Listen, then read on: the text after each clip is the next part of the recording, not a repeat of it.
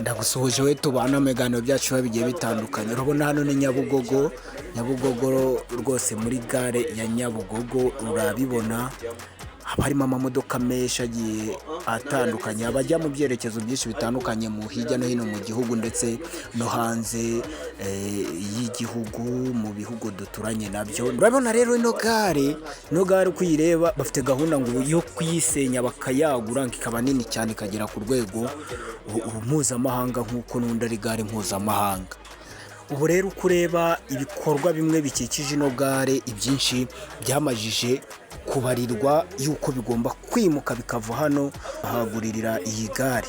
Iyi gare rero ni gare ngo izaba iri ku rwego rushimishije, urwego mpuzamahanga. Sinzi nimba wabasha kubyumva neza, urwego mpuzamahanga.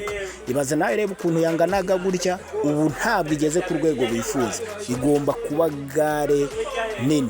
Situramenya ngo imbago zayo z'inshyashya zizaba zigarukira he, ariko ibikorwa byinshi bizengurutse hano bivugwa ko byakuwemo ko bizahava hakagurirwa iyi gare akaba ariyo yonyine ihaba. Ni gare rero ugeramo n'undi ugasanga harimo muvuma z'abantu benshi batandukanye bajya hirya no hino mu byerekezo bitandukanye by'igihugu, aho uba usanga harimo nyine amarinye menshi abatwara muri ibyo byerekezo.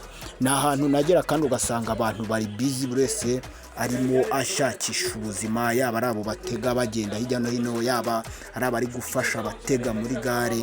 Mbese ukabona ko ari gare ishobora kuba inafitiye akamaro abantu benshi, yaba ari ababonyemo imirimo cyangwa se n'abifasha kwidepurasa bava hano mu mujyi wa Kigali cyangwa bava mu ntara hirya no hino bakomeza bajya mu bindi byerekezo no hanze y'igihugu cy'u Rwanda.